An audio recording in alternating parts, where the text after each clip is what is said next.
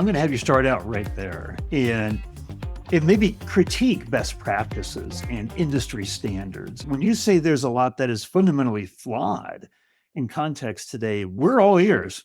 The floor is yours. Yeah, it's funny. I think that certainly when I started in the contact center on the phones, I remember what it was like. I remember I had a single monitor, one system. Maybe I had to access another system here and there. I was trained on exactly what I was going to get. I had a binder in front of me and I would go to someone asked a question, I could go to that tab and give the answer. Life was fairly simple. And back in those days, the mentality was often that you could hire anybody. And to some degree, there was truth to that because there was a clear understanding of what you were going to get, what we needed to train, how to navigate the systems. And that's how it was. And in fact, everyone knows this, but contact centers are largely based on manufacturing principles.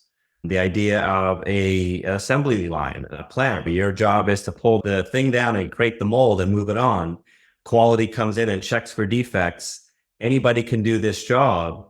And a lot of the basic principles of contact centers, a lot of the best practices that still remain today and have survived all these years are still rooted in that idea. But that's not what contact centers are anymore. My world when I was on the phones is non-existent. All the stuff that I dealt with is automated, mitigated, just completely eliminated altogether.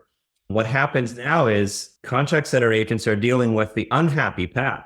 They're dealing with something that didn't go right. We had a knowledge base article for that, didn't answer it. We had a chat bot set up, didn't work. We have a way to do that online on our website, getting a lot of errors, not working, can't log in. We have a two-factor authentication, still can't log in. And when people call in now, they've likely exhausted other avenues, so their frustration level is higher. No one wants to call in. So when they call in, it's something that's more urgent. So they have a higher emotional component relative to that interaction.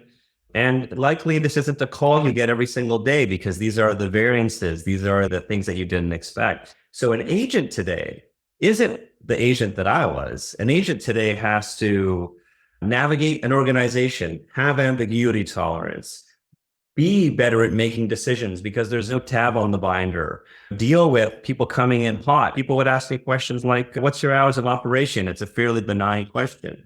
But now it's, hey, why hasn't the money transferred? I have to pay the bill for my daughter's wedding. Very different scenario, very different person coming in, very different energy, urgency. The problem is that we have made many technological advancements in contact centers. But I would say we have very few process and people changes in contact centers.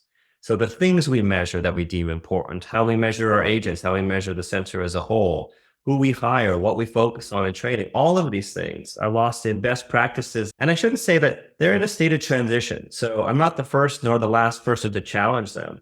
And they are starting to change, but largely they're still lost in that other era. And so it's a very broken experience for agents.